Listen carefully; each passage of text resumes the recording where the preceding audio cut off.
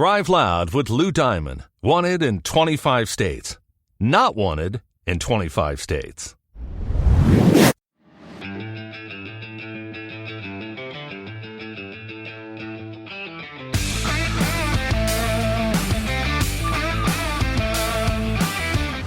It's time to take an inside look at those that are taking their lives, their businesses, and their passions to the next level. Get ready to thrive loud with Lou Diamond. Welcome, everyone, to another episode of Thrive Loud with Lou Diamond, connecting you to the most inspiring and amazing people that are thriving each and every day. I'm your host, Lou Diamond, and today on Thrive Loud, I am excited because we have a man that works with organizations that want to do the right thing every time and that know the key to their success is the high character of their employees. He writes about ethics, character, and leadership for Fortune, Forbes, and a whole bunch of other things, and has written several books on the 5 key principles of making the right decision every time. He's engaging, funny, interactive, and marches to the beat of his own pair of spoons. Thrive Loud listeners, I bring you the ethics guy, Dr. Bruce Weinstein. Bruce, how are you today? Great to be here, Lou. And that's the nicest introduction I've had since my bar mitzvah speech in 1973. That's okay, Bruce, because I spoke to your rabbi. I needed some, balance so that I can compare it. That would be quite a challenge since my rabbi was my father and he died 10 years ago, but I'd be keen to know what he had to say. Well, we had a nice interconnected intergalaxy conversation to the other worlds. So Bruce, as I read here, and you and I have known each other very professionally and personally, I think is a nice way to put it together because we are part of a very keen group, which we'll address at some point in this conversation. But I've also been fascinated with the work that you do, and I think our listeners will be as well. Can you share how being the ethics guy, how that all came to be? Because this is your gig, and nobody does it better than you. So I think our listeners would love to know how this became your main focus. Well, you may recall in the late 90s, the New York Times started a column called The Ethicist. And their first columnist was a fellow named Randy Cohen, who wrote for David Letterman and Rosie O'Donnell at the time. And he would address ethical issues that were of great interest to readers of the Times. But it struck me that there was a rather limited appeal. I mean, that it was issues of great concern to a relatively small, very small percentage of the population. And so I thought, what if there were something similar to that, but that it cast the net much more widely, dealt with problems that more people faced, and had a more, in the best sense of the term, a more populist appeal. Because for one thing, the word ethicist, nobody can spell it, nobody can pronounce it, nobody knows what it is. And I was once introduced as an ethicist, which sounds kind of dirty when you think about it. So I thought, well, my last name is it's like Rupert Pupkin from King of Comedy, hard to spell and hard to pronounce. So I thought, what if I called myself the ethics guy? That might tell people, ethics is for everyone. We all deal with ethical issues, whether we're aware of them or not. And it shouldn't be limited to academics, and it shouldn't be limited to newspapers with a select circulation. And my intuition turned out to be correct because a mutual friend of ours was working at a cable news network as a producer at the time. And he told me that his boss used to say, get the ethics guy to come in. I forget his name, but get the ethics guy. So I ended up trademarking it. And so that was 20 some years ago. And here we are to tell the tale all these years later. And it sounds to me, when I listen to your interviews, the joy that comes through in your voice, and when I see you talk about the work that you do, it's so visible in your face. It's palpable. I feel the same way about what I do, and I can't believe that I get paid to fly around the world to talk about something I'm passionate about. I want to talk about the actual issue of ethics that companies face. I found it really interesting just in my career, and specifically when I worked on Wall Street, and I worked from the early 2000s, for a good decade and change. And I got to see some things that I think flirted with ethical behavior. And obviously, whenever news headlines came up, you always knew somebody crossed that line. But there was something else I noticed, and that was those individuals that truly followed the right things to do and made the right decisions ethically were the people you wanted to connect with. And I recognize how much power there was in that. Can you help share with the listeners, I guess, why being ethical and helping to make those right decisions is so important for your business? I would love to answer that question, but your lead up to it made me want to ask you a question, which is, you talked about colleagues who flirted with doing the right thing. Can you talk about something specific that they did that made you question whether that was the right thing to do? I think a lot of times they would over exaggerate in a sales situation, maybe say things that weren't necessarily 100% true, maybe share that the risks were not as dangerous as they could be. And in many cases, almost misled clients when they were selling certain products. So they were doing anything they could to make the sale happen, and arguably not being honest or truthful or ethical, really, in the way that they would try to sell. That's the type of examples where I've seen that flirtation. So when that happened, were you ever privy to what happened to the relationship after the person made the sale and the truth of the situation became evident to the buyer? Without a doubt, this was one of those situations when you were burned, when you got something and it wasn't exactly what it was supposed to be, or there was questions to it. There was an expression that was very much used on Wall Street. That salesperson was arguably put in the box. And they were put in a box that maybe they'll never go to, for quite some time. And that was that they would choose not to do business with them. And it's funny because even though you were dealing with Wall Street, that situation happens all the time beyond Wall Street. I mean, for example, let's say that the person living beneath me here in Manhattan decided to sell her apartment, and the broker was letting potential buyers know about the benefits and the features of the apartment.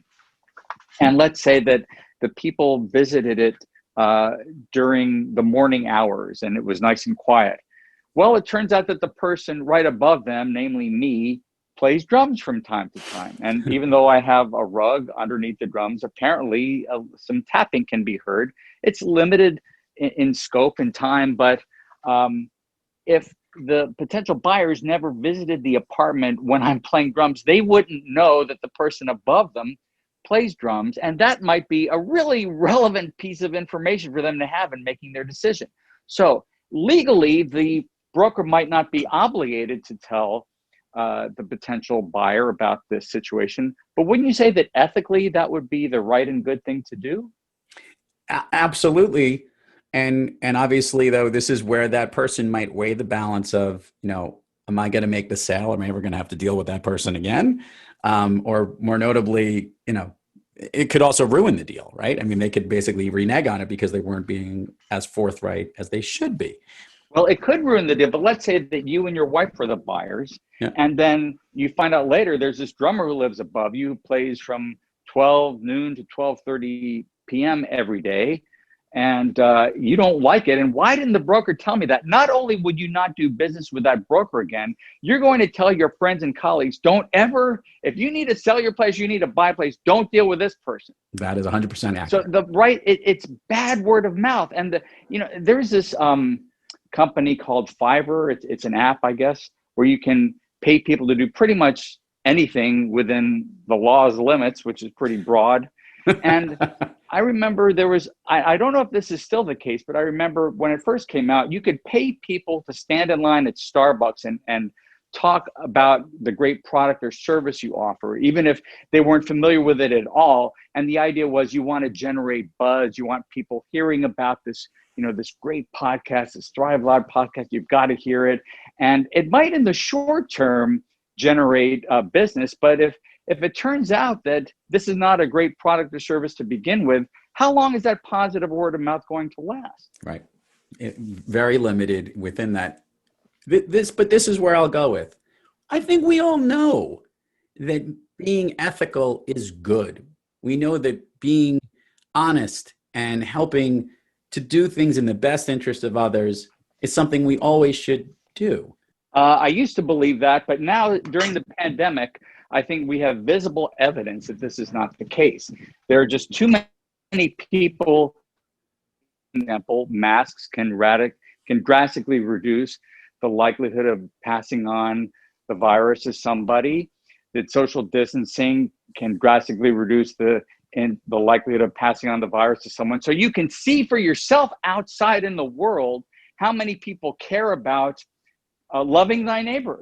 There's visible evidence now about this, and this is not debatable. It should not have been politicized to begin with. Also, this varies from town to town. I mean, here in the Upper West Side, I'm pleasantly surprised to see a very high rate of compliance with the CDC guidelines, which admittedly, in certain respects, on certain issues, tend to change from day to day for various reasons. But I have friends in other parts of the country where they say they were the only people wearing masks at a particular function, social event, or just walking around town. That they were the only ones doing it. How come we don't all? It feels like we should all know this, but why do we continually need to be reminded? Reminded about doing the right thing? Yes. Yes. So I think of ethics as a corrective to our natural tendency to think primarily or exclusively about ourselves. And I mean, babies are almost by definition, I guess, the most selfish beings on earth, right? It's me, me, me. I know you've interviewed some comedians. I forget who used to talk about how, they're just so selfish. It's me, me, me all the time. Well, I mean, what do you expect? They're babies. They have basic needs to be met, and they don't know any better. But as babies get older, if they have loving parents and concerned teachers and mentors to say, yes, your needs are important, and so are the needs of other people. And sometimes we have to think about what we say and what we do and how that might affect other people. It's that leap, I think, that calls upon us to think about the principles of ethics that we'd like to believe are common sense. But I guess I view what I do as providing refresher courses to people, because Right. The principles are so basic that it's been a long time since people have thought about the idea of, say, do no harm. And when we hear the phrase, well, let me ask you, when you hear the phrase do no harm, what group of people comes to mind? I cannot right off the tip of my tongue here. I love how Well, we know that physicians, for example, are Okay. taught in medical school, first, do no harm. Nursing students, pharmacy students, clinical social workers. And I remember I was giving a talk to 8th graders in Bronxville, New York, and I asked the class, who do you think of when you hear the phrase do no harm? And a student in the front row raised his hand and said, I think of hippies. And another student said, I think of vegetarians. And the teacher said, I think of police officers. And it's true, do no harm does apply to hippies and vegetarians and police officers and physicians and nurses, but doesn't it really apply to everybody? It's such a basic idea that sometimes I think it takes someone like me to in a speech or a webinar or an interview like this to bring it up again and say, this is the most fundamental principle of all. And there are legal as well as ethical reasons why we should take it seriously. But sometimes legally, for example, you could harm your relationship with your wife by cheating on her. Would that be a violation of the law? Technically, no, but in this household, hell yeah. And that's right. And so even if legally we might be in the clear, we might ask ourselves, yes, legally it's permissible, even though it might lead to divorce, but legally I wouldn't have committed a crime, but would it have been the right thing to do? So I guess that the bottom line is these principles, yes, they are basic. Yes, most of us know them, but perhaps it's worth reminding ourselves from time to time of their importance and what can happen to our relationships when we fail to take them seriously. Bruce, why is this so important to you? I think it comes down at the most basic primal level to not wanting to disappoint my parents. I mean, I would like to say because all of humanity has an inherent dignity that we have an ethical obligation to respect, and that's true. But at probably the truer, deeper level is that I was raised by people who took this very seriously, and especially very seriously when I routinely violated these principles, like pretty much every day. And I grew up wanting to please my parents, and it just upsets me. I mean, like the thing with the masks, this is something I still struggle with. And I'm sure there are people listening to this. I hope not, but I would guess there are people listening to this who say, but the jury's out and I can find you 25 people who say that there's no point in wearing masks, blah, blah, blah. But the bottom line is, no, you know what? Do we really debate whether the earth is flat or not? No. There is, and I remember, was it the X-Files that had the phrase, the truth is out there? I think it was the X-Files. That's correct. Well, it's the same thing with science and with ethics. Certain things are right and certain things are wrong. And it just upsets me, I guess, because I see the selfishness of people, and I know I've been like that, and I have a tendency to be like that, and I don't like it. Yeah. I just don't. It just makes me angry. That's really the basic reason. So this is interesting, though. I'm looking at this. Look, pleasing people and making them happy is one thing, and that's for your own personal thing. But communicating to others and helping to refresh or teach them how important these things are to another, that's a whole other avenue. Yes, that's right. And so what I've learned, what I've discovered was when I graduated and I have my PhD in philosophy and ethics and went around teaching, I just assumed that other people shared my passion, and boy, was I wrong. So what I learned is that what we have to do if we want to be serious and effective in this enterprise, it's to show people that it's in their own interest, financially, professionally, personally, and every possible way, spiritually, to live according to these principles, not just because it's the right thing to do, and not just because it leads to positive consequences for other people. It also enhances our own careers, our own lives. And once that became clear to me, I realized, okay, that has to be the approach that I take, to always be bringing this back to the idea, what's in it for me? Mm-hmm. Why should I care about this? And so that's been the challenge, I think, in my teaching over the years, is to show specifically how it's in your own interest to take these things seriously, how you will be better off by doing so. Bruce, before I jump to this next question, we've often had the dog cast request, but this is the first cat cast. I got a cat call on this thing. I hear the cat. What's the cat's name? That's because Suki hates it when I give attention to anyone else. I mean, that's the bottom line. When she heard that I was speaking to my buddy Lou, she said, "Nope, that's not going to work." We actually did this. So, you'll laugh. So Suki, you're on an international podcast now. So thousands of listeners now know. And the thing is, Lou, as soon as we hang up, she'll go back to sleep. Right, as any cat owner knows. As I joked with, I asked my interns one time, I want you to go in and find every instance of when the guest was speaking and the dog was in the background. And when they hit like 300, they said, we can't do anymore. Oh, is it really? Oh, so there's more than half. Yeah, well, more than half the shows. Okay, so here is where I want to go with this. Is there an industry or a set of companies or certain organizations that ask and request the ethics guy to come more than others? Is there a certain industry that recognizes, man, we really got to refresh and make sure that everybody knows how important it is to be ethical and do the right things and make the right decision? Is there a certain industry that dominates more than others?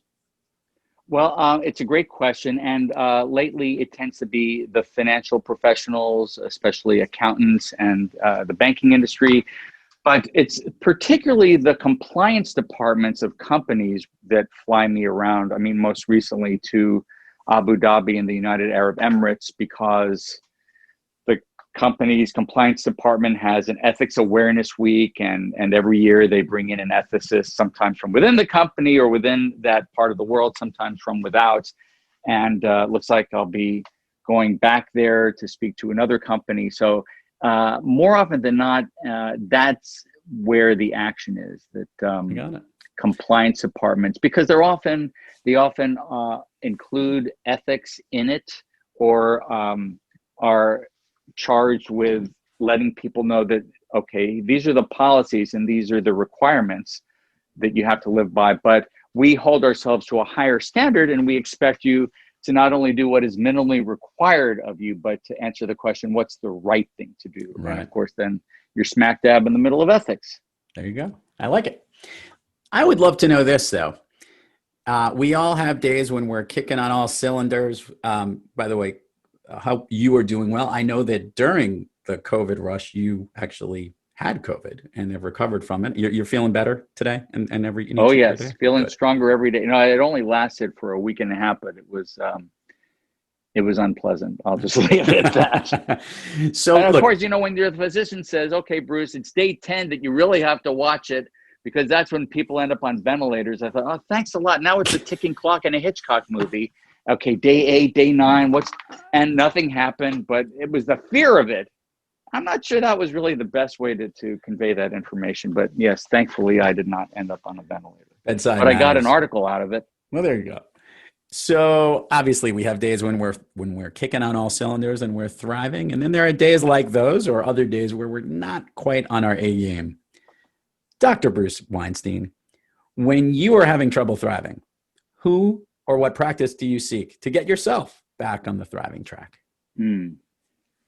Boy. Well, I often ask my wife because she knows me better than anyone. Okay. I find playing music to be a great outlet, and I played drums, and during the pandemic, during the lockdown, I started learning harmonica, and I find there's I bought a book of cowboy songs on the harmonica, and as soon as I put on Red River Valley, my blood pressure just goes down, and I just imagine sitting around a campfire playing a 10-hole diatonic harmonica with John Wayne and Montgomery Clift and the gang, and all is right. So right now, that's the go-to. That and also the music of the films of Jacques Tati, but we don't have to get into that. Well, we might have to, because let's first do this. Let's take care of the admin part of the show. Share with the listeners all the places people can find you, websites, links, some of the publications that you write with. We will put it all in the show notes. However, it always gets more engagement when they hear it directly from you. Oh, thanks. Well, my website is theethicsguy.com. That's 2 E's in a row.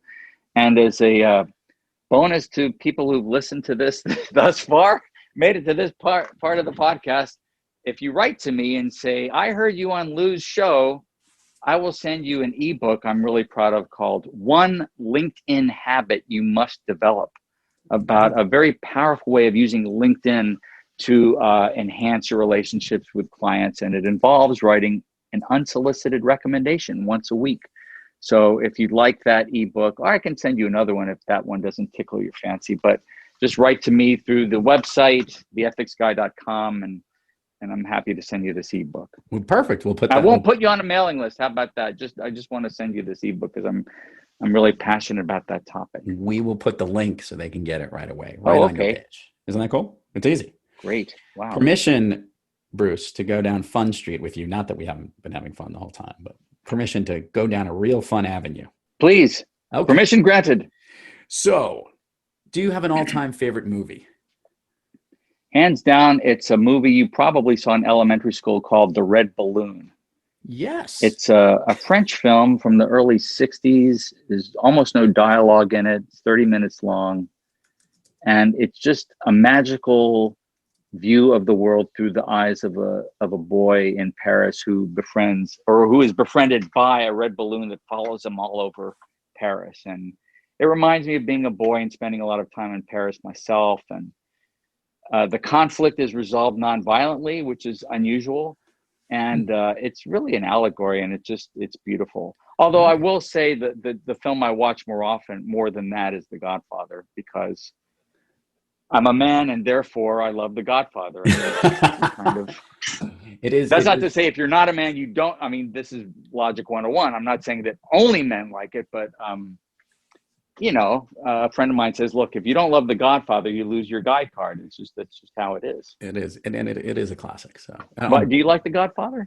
I am number 2 more than number 1. But of course, I can't like. It's like you can't have one without the other. You need both. But let me ask you this: let's say that on your first date with your now wife, if she had said, of the 3 films in the Godfather trilogy, by far the best one is number 3, would you have called for the check at that point? Immediately, 3 doesn't exist. There was no 3. That would be the end of it. It's just so sad. But that's a whole other podcast. That's another podcast. Movies that went wrong. Exactly. Who knew? Okay, so by the way, I would actually love to talk about more than ethics, but that as it may. But I think it shows you're a man of good character, and a man of good character will have fun with these questions because people want to be like you and have that good character, so they want to kind of understand some of the favorite things that you have. So here's what I'm going to do. I'm going to run through some things. It's going to be like rapid fire. Think like the speed round of Family Feud at the end when you're trying to come up with the most popular answer. So pretend there's a clock there, but there really isn't. So you can just go with it. First thing that comes to your mind. Ready? Yes. A song that you love or that pumps you up. You're the Biggest Part of Me by Ambrosia. I don't know why it just came to my mind. I mean, it reminds me of a family member, but anyway, I'm not going to explain it. That just came to my mind. A favorite food that's not a dessert. Chicken parm with linguine. A favorite dessert. Chicken parm with linguine. My wife. Well, if it's that good, why not have it for dessert too? No, my wife makes a magnolia cake that I love. Oh. An activity you wish you did more of. Play the harmonica. An activity. Play. Can I change that? Yes. Play music with people.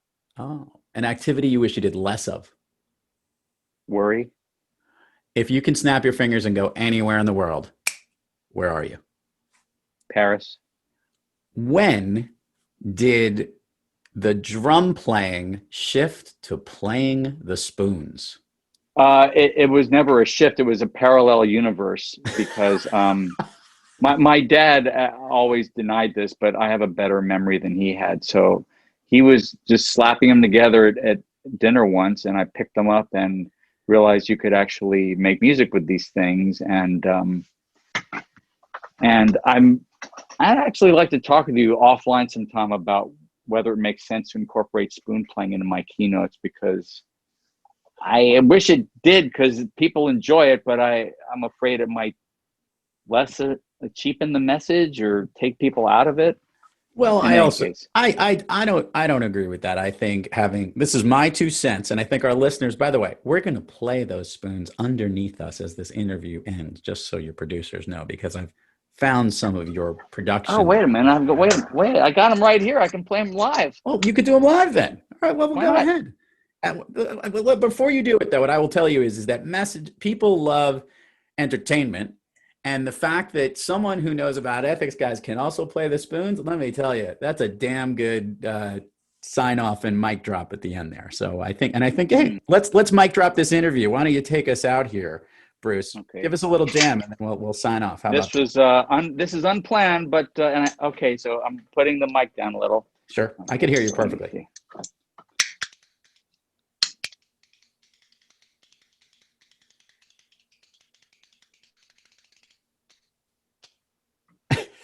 It's really good. There you go. I love it. Dr. Bruce Weinstein, the ethics guy. Truly a pleasure to have you here on Thrive Loud. I hope you had fun. We're just getting going. This was fun. It's over already? It's over already.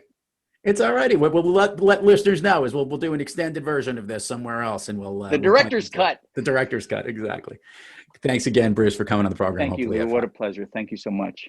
And to all our listeners out there, thank you for joining us. And until next time, keep thriving onward and upward. And remember, be brief, be bright, be gone. You've been listening to Thrive Loud with your host, Lou Diamond. Check us out on the web at thriveloud.com and follow us on Instagram, LinkedIn, Twitter, and Facebook at Thrive Loud. And check us out on the Good Pods app at Thrive Loud, where you can follow, listen, and connect directly to Lou and all of the Thrive Loud episodes. Thanks for listening.